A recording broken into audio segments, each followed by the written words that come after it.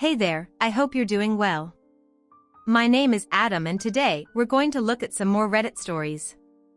If you enjoy Reddit stories, consider liking, subscribing, and maybe hitting that notification bell too. Let's get started with today's first story.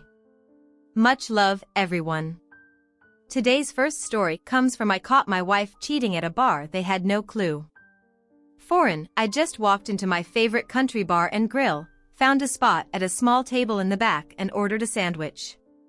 Fries and a beer set there tuned into the TV which happened to be on a PBS channel. They were discussing country music, reminiscing about the old stars, most of whom have passed away by now, though a few still remain. There was a sort of melancholy to them all as they delved into the stories of these legends. I never really understood how many of them came from poor backgrounds, never had much. While I was chewing my meal, I glanced up and caught my best friend Bob walking in with Olivia. It broke my heart. You see, I believed Olivia was my girlfriend. I'd invited her out for tonight, but she told me she'd already committed to hanging out with some friends tonight and suggested we go out tomorrow. Olivia and I had been seeing each other for a solid 6 months and I had the impression we were an item we practically spent every weekend together. I could feel myself falling hard for her and she claimed she felt the same about me. We even talked about the possibility of getting engaged, but we figured we'd give it a few more months, no rush, especially since we were consistently dating after the TV show wrapped up. Someone hit the jukebox and played Crazy. I was tuned into the song, and this is the second part of it. I knew you'd love me as long as you wanted, and then someday you'd leave me for somebody new. This got me thinking. If Bob was the new guy, the catch was Bob was well aware of my feelings for Olivia. I guess our guy code didn't matter much to him. I kept listening to the song while they were playing the part of a couple. The last verse played crazy for thinking that my love could hold you. I'm crazy for trying and crazy for crying and I'm crazy for loving you. I stood up from my table and walked over to Bob and Olivia. They glanced at me and Bob started Charlie. We shut your mouth. If I ever cross paths with you again, one of us will end up spending a long while in the hospital, and as for you Olivia, I'm seriously let down. Clearly we're done. You've revealed your true self to me. I walked out of the bar the next day. My phone kept ringing incessantly. It was Olivia, but I wasn't in the mood to talk later. On the phone rang again. This time it was Bob, so I picked up. What the heck do you want, Charlie? I'm truly sorry. You know I've always found Olivia attractive and while we were talking at work, I asked her out and she agreed. Don't lie to me. You knew she was my girl and you asked her out anyway. How many times have you been with her, Charlie? It was only how many freaking times, Bob? If you lie to me I'll be on your tail 3 times. Charlie, we've been together 3 times. We sort of developed feelings for each other. I'm sorry. What about Alice? Does she know you cheated on her? She deserves way better than you, Bob. I don't want to lay eyes on you ever again, and as for Olivia, you two can have each other. I ended the call. Alice was Bob's girlfriend and all 3 of us, Bob, Alice, and I worked at the same plant. There's a story about how we all met. The phone rang once more and it was Olivia. I thought I might as well face it. What's up, Olivia? I want to say sorry. Bob asked me out several times and I finally agreed to go out with him once. It didn't mean anything. Cut the crap. I talked to Bob and he told me you were together at least 3 times. I bet it's even more than that. Was it the money? Good luck with that. You two money-hungry individuals deserve each other. I want absolutely nothing to do with you. The only person I feel sorry for is Alice. She believed you and Bob were her pals. Stay out of my life and quit calling one. Grew up in Kentucky. I had 8 siblings. I was the oldest and played football in high school. When I was a senior, I got a scholarship at a college in Ohio. I was 6'3" inches and weighed 260 pounds. I was an offensive lineman. My parents couldn't afford to send me to college, so I jumped at the scholarship. I wanted to become a mechanical engineer because I loved working with my hands. I used to be a bit reserved, but I had a soft spot for the ladies. Growing up with sisters, I learned to treat women with respect. My mom's advice was to treat girls How I'd want my own sisters treated. I struck up a friendship with a guy named Bob. He came across as sociable, though he wasn't the sporty type. He did have some smarts about him and mentioned having some family money. He claimed he didn't have much now, but there might be an inheritance down the road. He was pursuing a business management degree when football wasn't taking up my time. We'd hang out. Bob had a way with the ladies. We hit up numerous parties and the women were in no short supply. I was the reserved one, yet quite a few girls showed interest in me. I've got to hand it to Bob for that. My own shyness might have kept me from striking up conversations otherwise. After graduation, I stuck around Ohio and landed a mechanical engineer job at Ford Motor Company. The pay was solid and I found a small apartment near the plant. I also managed to snag a late model pickup truck every week. I'd set aside some money and send my parents $500 monthly to lend a hand. My dad worked as a coal miner and our family bond was strong. Bob landed a job at a warehouse right there in the same city as the Ford plant, it turned out. He was one of our suppliers. Eventually, he worked his way up to becoming the warehouse manager. We'd hang out on weekends and he spilled the beans about having a girlfriend at his workplace. Her name was Alice and she was the inventory control honcho. He introduced me to Alice and let me tell you, I could have easily fallen head over heels for her right then, but Bob and I had a solid bro pact, no messing with each other's girls. Tough call, but I decided to honor that code. I did date a couple of gals from my own plant, but strictly as friends. I couldn't tag along on double dates with Bob much because, while being around Alice stirred up feelings, she was always a sweetheart to me. Bob extended an invite to me for their plant's Christmas shindig, since they were one of our suppliers. I figured why not and agreed to go at their bash. I crossed paths with a stunning gal named Olivia. She had some curves and a real nice figure. Olivia dressed a bit more provocatively than Alice and was quite the flirt. She shared that she worked with Bob and Alice holding down a secretary gig for one of the higher-ups. I told her about my gig and we spent the whole night dancing away. We decided to catch up again and even went out with Bob and Alice for New Year's Eve. Alice threw out some words about being happy for me finding someone, but the sincerity was lacking. That night I took Olivia back to my place. She was pretty darn impressive. If you catch my drift. Next morning, Olivia sounded surprised that I was living in a modest apartment. I explained that my job was relatively fresh and I didn't need much to get by since I was also sending money home to help out my family. I let her know that someday sure I'd worry about all that material stuff, but not at the moment. She brought up Bob's family being wealthy and wondered if that was true, considering he was my best bud. I confirmed it and mentioned they covered his education costs. Our dating saga rolled on and we were hitting the town almost every weekend. My feelings were getting pretty deep and she matched that with her own feelings. We did all sorts of stuff together and yeah. The bedroom action was a highlight, I'll admit, though her flirtatious demeanor and constant chatter about material things didn't sit all that well with me. I tried to reassure her that we could carve out a good life together. Still, when we went on those double dates with Bob and Alice, things felt off kilter. There was a sort of tension between us and I couldn't quite put my finger on it. Update: Olivia and I had been together for about half a year. We chatted about our future, maybe even getting engaged down the line. Olivia said we didn't need to rush into decisions. We hit up a county fair and at one of those budget jewelry stands. I got Olivia a friendship ring. I let her know it meant she was mine until she felt ready to take the engagement step. She grinned when she slipped it on, by the way.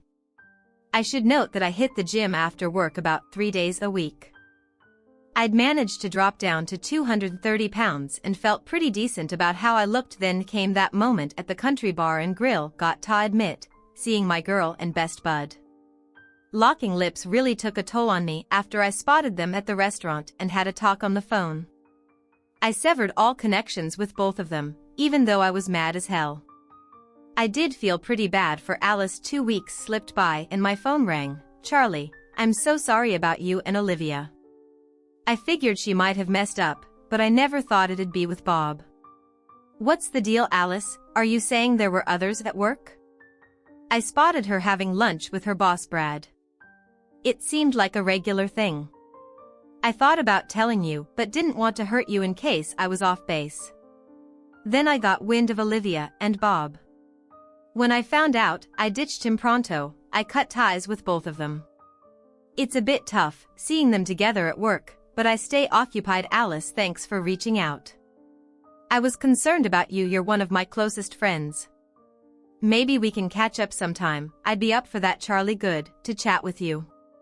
After our talk, I wasn't sure if I felt better or worse. A couple of weeks passed, and one evening while I was at the supermarket, I bumped into Alice. Hey Charlie, nice to see you. How's everything going? Pretty good. And you back in the dating game?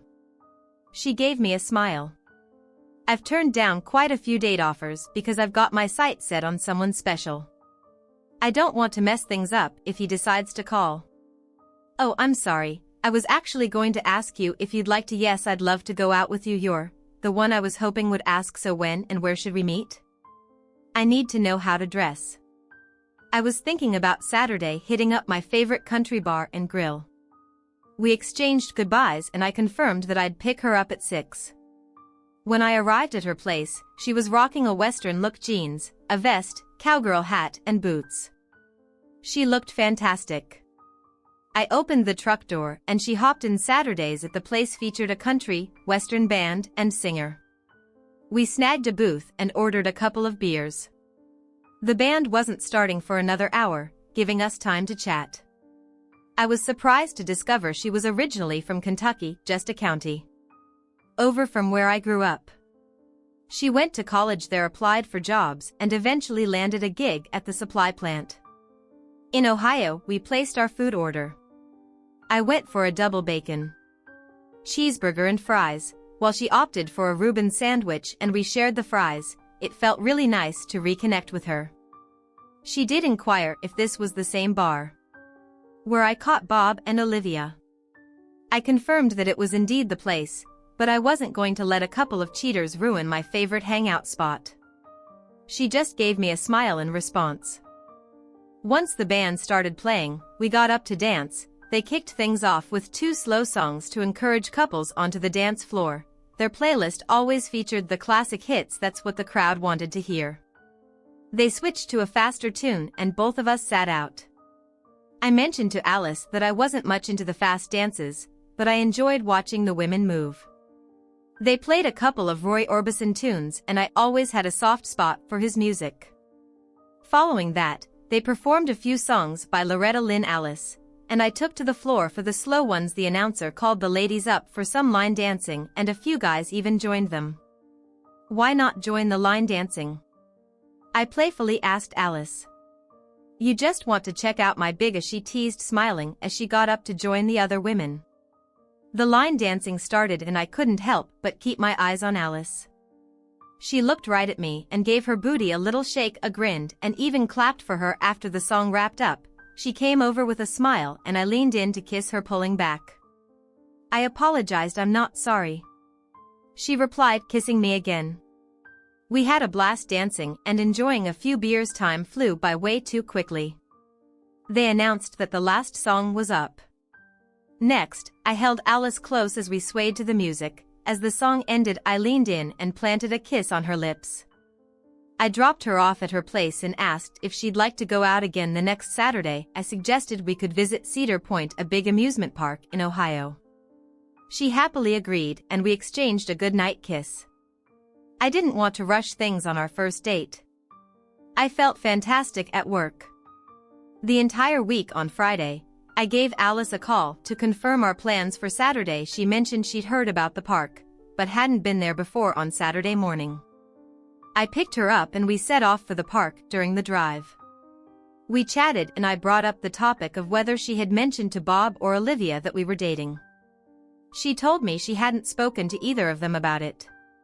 We had an amazing time, riding all the roller coasters and trying out various other rides. The park also had a bunch of shows that we caught on our way back. We decided to grab dinner at a Texas Roadhouse.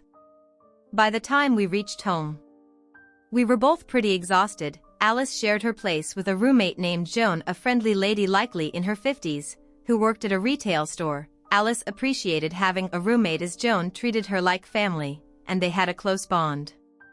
I informed Alice that I'd be out of town the upcoming weekend, but expressed my interest in seeing her the week after. She replied that I should give her a call once I returned. After sharing a kiss, I told her that I genuinely cared for her. She responded by saying she had always liked me as well. Upon arriving home, I wasted no time and called her, inviting her to a significant dinner event. My boss was hosting an anniversary celebration for himself and his wife, and it was going to be held at the Hilton Hotel. I explained to Alice that I'd booked a hotel room for the night due to the expected drinking. I understood if she wasn't keen on attending. Her response was positive. "Charlie, I'd be thrilled to go with you. We won't need 2 beds. You know, I want you to know, I'm falling in love with you. Just promise to be honest and not lead me on. I would never cause you any harm, and I'll make sure nobody else does either." Alice: "Could we use your car? I'd rather not show up at a fancy event in my truck." "We can definitely take my car, and I'll let Joan know I won't be home." That night, I parked my truck at her place and we opted to use her car for the event. We arrived early, intending to get ready at the hotel. During our ride, Alice mentioned that she was considering finding a new job due to her discomfort from regularly seeing Bob and Olivia. She even shared a rumor that Olivia might be pregnant. For the party, I got dressed in the bathroom wearing a tuxedo. When I emerged into the bedroom, Alice looked stunning. She wore a form-fitting blue dress that highlighted her figure, and her hair flowed down to her shoulders. She had an elegant, yet alluring presence. "You look absolutely gorgeous. I might not even care about the party itself," I remarked. Her response was cheeky. "Oh no. You don't. I didn't go through all this effort just to change again." She said it with a smile, and we headed downstairs to the party. Upon our arrival, my boss and his wife greeted us. He introduced his wife and extended a warm welcome to the party. As they moved away, I noticed him stealing glances at Alice. Knowing many of the attendees, I introduced Alice to the people. I knew she received numerous compliments. We grabbed some drinks and found a table. The event had an array of appetizers with plans for a dinner later on. Alice recognized a couple of women. She was familiar with her role in inventory control, put her in contact with these women regularly. I approached the head of human resources, Mary, and initiated a conversation. "Mary, are there any job openings in inventory, control, or the supply chain?" "As a matter of fact, there is. Janice is retiring next month, and I've been tasked with finding her replacement. Do you have anyone in mind?" "Actually, my date, you've met her, Alice, is searching for a new job opportunity. She currently handles inventory control. She enjoys her work, but is ready for a change. Tell her to come see me on Monday and I'll schedule an interview for her. She's quite a striking woman." "Thank you, Mary. I really appreciate it." "I'm sure you do," Mary chuckled. The party turned out to be a blast. I had a few dances with the wives of the employees, and Alice had her turn dancing with their husbands. Most of the time, though, we were dancing together. The dinner spread was absolutely fantastic, offering choices like roast beef, chicken, or shrimp, along with all the accompanying dishes. After a couple more drinks, we bid our goodnights to the host and headed up to our hotel room. Alice: "Are you absolutely certain about this? I don't want you to think I'm trying to take advantage of you." "Charlie, stop overthinking and just be with me," she replied, helping her out of her dress. We neatly hung it up along with my tuxedo. We pulled down the covers on the bed and, well, you know, I turned off the lights and we snuggled in close, falling asleep together. The last words I heard before drifting off were, "I love you, Charlie." I woke up to the aroma of fresh coffee. Alice had taken a shower, gotten dressed, and even brewed us each a cup of coffee. "Morning, Charlie. Sleep well? It's been a while," I responded after a quick shower and a cup of coffee. Both Alice and I went down to the dining room for a pleasant breakfast among the fellow employees. We saw quite a few familiar faces. all with smiles on their faces. Looks like we've become a known couple. I mentioned to Alice. Mary, the HR person, stopped by our table on our way out and told Alice, "See you Monday," before leaving with a smile. What was that about? Alice questioned. I forgot to tell you that you've got an interview with Mary on Monday at Ford. I said with a grin. Remember, you mentioned considering a job change. Tears welled up in her eyes as she whispered, "Charlie, I hope this isn't a dream. I love you so much." We chatted on our way back home. Alice, I hope I'm not rushing things, but in 2 weeks I'm planning to visit my parents in Kentucky. I'd love for you to come along. I'll be leaving on Friday evening and returning on Sunday. We can also make a stop to see your parents if you'd like. I'd be happy to join you, but my parents are a bit traditional and we might not be sharing a bed. I'm confident things will fall into place, I answered. Final update. We set off for our trip to Kentucky. Alice mentioned the latest rumor about Bob and Olivia planning to get married next month due to Olivia's visible pregnancy. I believe Olivia thinks she's marrying into wealth, but she'll soon realize it's not Bob who's well off, but his parents. Bob may live lavishly, but it's mostly based on debt, I shared with her upon arriving. At my parents' home, we were greeted by a spacious, old farmhouse, with numerous bedrooms and bathrooms. My siblings, who still resided there, came out to welcome us, followed by Mom and Dad. I embraced everyone and introduced Alice, who received warm hugs from them all. We spent a couple of hours chatting. I knew my family would adore Alice. She was looking at the photos on the wall, particularly one of me and my football uniform from my younger days. I noticed tears in her eyes. What's wrong? Are you all right? Do you recall that time when you were playing football at Grayling during an away game? After the match, you walked through the tunnel and there were 2 guys attempting to drag a girl in a yellow sweater into the tunnel. You confronted one of the guys, threw him down and then tackled the other.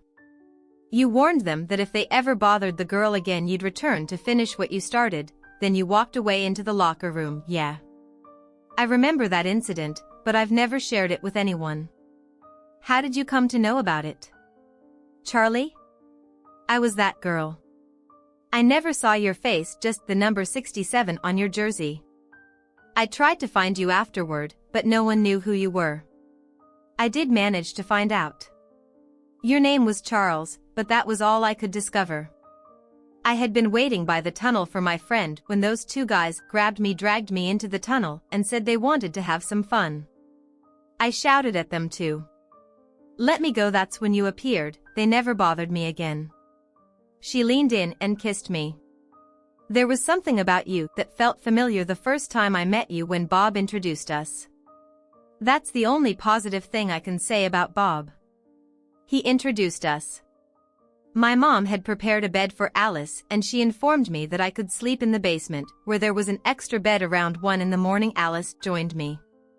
We shared a quiet, intimate moment, though it was a bit challenging due to the circumstances, and she returned to her bed. About an hour later, on Saturday, we visited Alice's family. She hadn't mentioned that her parents were well off. They had a lovely house and Alice had 2 younger and attractive sisters. They were a few years younger than Alice. She introduced me as her boyfriend. I overheard Sandy, one of her sisters, saying to Alice that I looked quite handsome. We went inside and chatted for a while. Hank, her father, inquired about my job and background. He had his concerns about his little girl, as he affectionately referred to her, Mr. Carter. I'd like to talk to you about marrying your daughter. I'm here to ask for your blessing, Alice, and I hadn't discussed this beforehand, so she seemed surprised and teary-eyed as she looked at me, even though we haven't been together for a long time. Our love is strong and we believe we can build a great life together in marriage, Charlie. I appreciate that you came to talk to me, though you didn't have to. You should know by now that Alice follows her heart. Alice, do you love Charlie? Yes, Daddy. I truly do, with all my heart. Then you have my blessing on one condition. You 2 must get married here in Kentucky, so your mom and I can give you a proper wedding. Oh, and we'll cover the expenses. I surprised everyone when I took out an engagement ring from my pocket, knelt down on one knee, and proposed to Alice. She said yes, kissed me, and then rushed over to kiss her dad and embrace her mom, who was shedding tears of joy. We all stood up and enjoyed a fantastic chicken dinner together. We went back to my parents' house and mentioned to the Carters that we'd keep them updated about our future plans. When we shared the news of our engagement with Mom and Dad, they were absolutely thrilled. Many of my relatives, who still live nearby, were coming over for a barbecue. Dad proudly claimed the role of grill master, while Mom prepared the meat and other dishes inside. Alice offered to help in the kitchen. She mentioned she enjoyed cooking too. All my relatives came by to greet me and get acquainted with Alice. She was the first woman I'd brought home to meet the family, and they all assured me that she was a keeper and encouraged me to make her happy. After a day of lively celebration, we bid farewell to our relatives and promised to inform them of our wedding date. Just before we headed to bed, Alice whispered to me that my mom had warned her about an obstacle on the stairs. It turned out she accidentally kicked a pair of shoes and they tumbled down the stairs. Alice tried to apologize, but Mom reassured her, saying she had been young once and that Alice's lively spirit was probably why she ended up with so many children. Alice did come back downstairs again and we shared a quiet and intimate moment together. We tried to keep things hushed, but you know how that goes. She didn't head back upstairs until nearly 5 in the morning. After a night of intimacy, we drifted off to sleep. In the morning, Mom and Alice exchanged knowing smiles. We all had a hearty country breakfast, then said our goodbyes with hugs and kisses before making our way home. On Monday, Alice had her appointment with the HR department. By Tuesday, she received a call from Mary, who informed her that she got the job and could submit her 2-week notice. She called me to share the news, but I was already in the loop. We decided to celebrate by going out for dinner that evening, at my favorite country bar. At the restaurant, we both ordered steak dinners. Alice mentioned that Bob and Olivia were on vacation that week. In the next, they were off to Las Vegas. To tie the knot, she remarked that it was the most enjoyable 2 weeks she'd experienced at the plant since she didn't have to deal with Bob and Olivia. She added that everyone was sad to see her leave, but they understood she was moving on to a better opportunity. Working at Ford meant having some of the highest-paying jobs in the region. Alice felt fortunate to have secured the interview and the job offer. She had earned it. She kept our dating and engagement a secret from everyone else. She revealed that she left an anonymous note on Bob's desk before departing.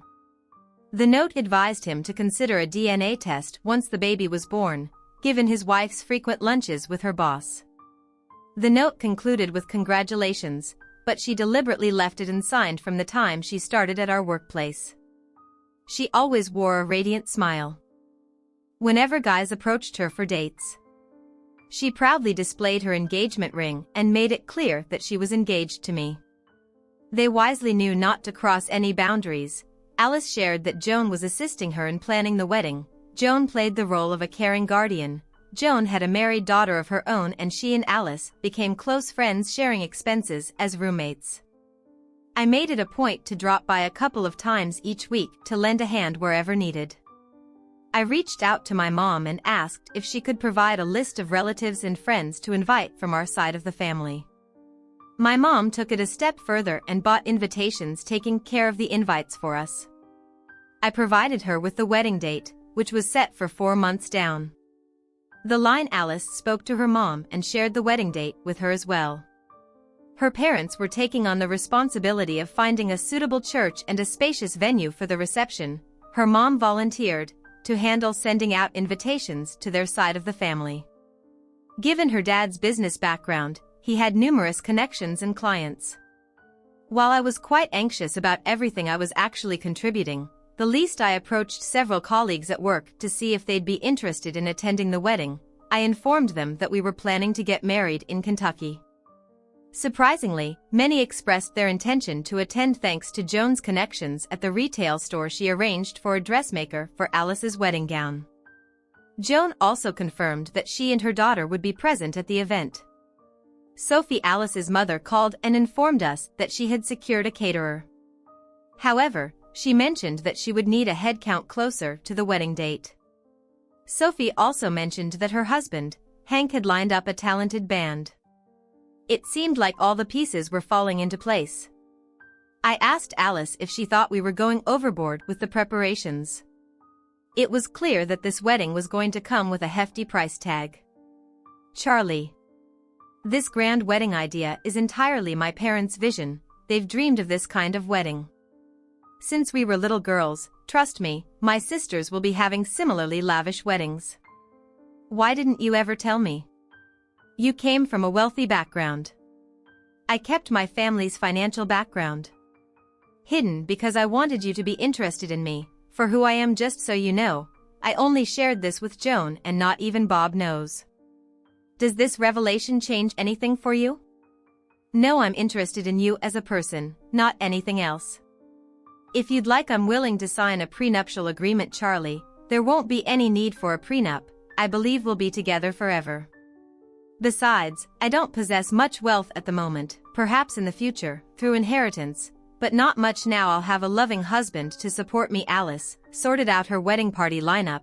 Her father would walk her down the aisle. Her older sister would serve as the maid of honor, while her younger sister would be one of the bridesmaids. She invited my 2 married sisters to be bridesmaids as well. My brothers-in-law would be my groomsmen, and my single brothers would be paired with her sisters. It turned out that my younger brother would be my best man. My niece and nephew were chosen as the flower girl and ring bearer respectively. We reached out to them all and they gladly accepted. Thankfully, it truly became a family affair. Alice was thriving in her new job and everyone admired her. She was well loved by her colleagues. What's not to like? A dilemma arose since she had only worked there for 4 months. She hadn't accrued any vacation days. We brainstormed and considered the option of heading down on Friday night, getting married on Saturday, and returning on Sunday. It would be a whirlwind, but with limited choices it seemed doable. Just 2 weeks before the wedding, the plant manager summoned me to his office. We had a good rapport and he even mentioned that he was planning to attend the wedding. Hey Charlie. I heard you're dealing with an issue around the time of your wedding. Mary mentioned that you're leaving on Friday, tying the knot on Saturday, and returning on Sunday. Is that right? Yeah, Mark, that's the plan. Alice doesn't have any vacation days left. Well, Charlie, make sure you let your lovely wife know that we're granting her personal time from Thursday all the way through the next week. Also, I've got 2 tickets for a 4-day cruise as a honeymoon gift. Thanks, Mark. I'm sure she'll be thrilled. I shook his hand and got in touch with Alice in her office to inform her that we're going out for lunch. I told her I had something important to discuss. While at the restaurant, Alice inquired, "What's up, Charlie? What's this thing you want to talk about?" Mark called me into his office and informed me that they're giving you time off from Thursday to the entire following week. We don't have to rush to get there or hurry back and wait. There's more. He gave us 2 tickets for a 4-day cruise as a wedding gift. I placed the tickets on the table. Naturally, my Alice started tearing up. We had everything ready for the wedding and we could head down on Thursday, which made things simpler for us. Rehearsal and the rehearsal dinner took place on Friday. I checked with my dad if he needed money and he shared that he had kept aside the money I sent him since we announced the wedding. I really admired and respected that man. After the dinner, I gave Alice a kiss and let her know I'd be seeing her. The next day, Alice had informed her mom about the number of people attending both the wedding and the reception. She didn't tell me the count, mentioning that I was already nervous enough. I knew all my siblings, aunts, uncles and their families would be present. I heard that the motels in both counties had been fully booked for months. I hope that our guests were able to find accommodations. On Saturday morning, I woke up and my mom insisted I have breakfast. I couldn't go through the whole day on an empty, anxious stomach. During our breakfast conversation, Mom mentioned that they had met the Carters and found them to be really friendly people who thought highly of me. After breakfast, I took a long shower and shaved. I got dressed in my tuxedo, a white one to match Alice's dress. My brothers were also there wearing black tuxedos. All 4 of them were part of the wedding party. It was time to head to the church. The church was located in the neighboring county, but it was only 20 miles away. The church was quite large and my brother mentioned that it could accommodate more than 600 people, as the guests began to arrive. My brothers and I helped them find their seats as they walked and they said I didn't have to assist, but I insisted on doing something. Joan and her daughter showed up and I directed them to sit with the families on Alice's side. I was seating relatives whom I hadn't seen in years. I was happy to spot some of my co-workers at the event. My boss Mark and his wife had flown in for the occasion.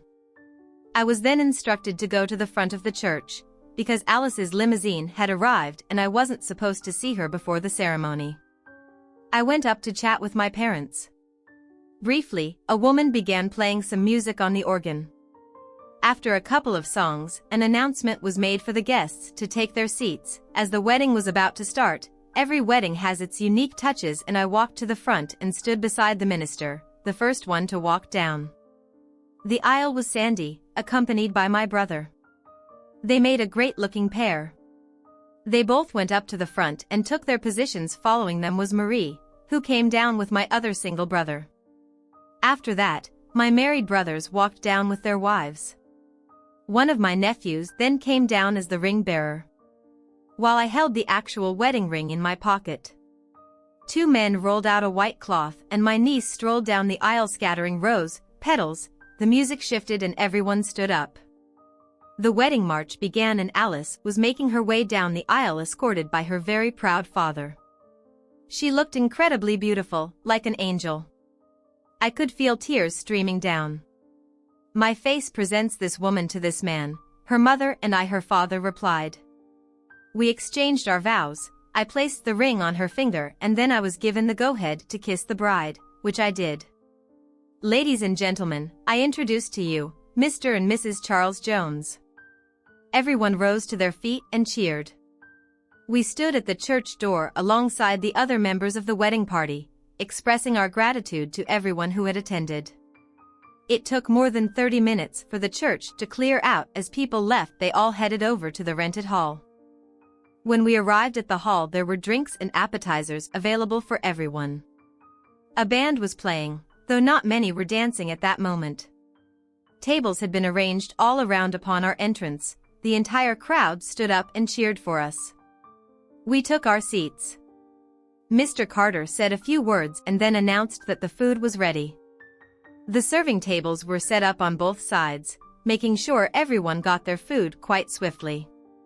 Although Alice and I were served first, we probably finished eating last as we kept pausing to kiss every 10 seconds in response to the glass clinking. Some of the tables were moved back from the dance floor to make more space for dancing. Alice and I were the initial pair to hit the dance floor, followed by the rest of the wedding party. And then everyone joined and the reception carried on for a solid 4 hours. Some guests even helped themselves to another round of food. It truly was a fantastic night. Epilogue. We had an amazing time during our cruise. It was a good decision to bring my truck to the wedding. I rented a small U-Haul and loaded it up with all the gifts we were given. When we returned home, we started looking for a new house. Eventually, we found a nice 3-bedroom home with a hot tub. We spent a couple of weeks at my small apartment initially, but Alice felt we needed something a bit more spacious. We decided to leave the gifts we brought back at Joan's house since we wouldn't be living there. We checked if she could manage on her own and she assured us she didn't have any financial troubles. She simply enjoyed taking care of Alice. But now that responsibility was shared with me every evening, we'd work on writing thank you cards. I believe we're just about finished with that now. We also have lunch together at work around 3 times a week. It's been 3 months since the wedding and things are going really well. We haven't had any arguments and we always discuss and resolve any differences. We've always been told that communication is key, which is something we actively practice. Alice mentioned that one of her friends from another workplace called her and Olivia discovered that Bob is in financial trouble with a lot of debt. There was also a rumor that someone advised Bob to consider a DNA test when Olivia has the baby. However, they're uncertain about the source of that information. A few weeks passed and then Alice received another phone call informing her about some issues going on with Bob and Olivia. It turns out Bob took a DNA test and it confirmed that he wasn't the father. I'm going to turn this one over to you. What do you make of this situation? Share your thoughts in the comments below, and as always, a huge thank you from the bottom of my heart for getting involved in today's stories. Your love, support, and time mean the world to me. So, thank you so much for being part of this. I really appreciate your time. I'll see you in the next one. Take care and much love.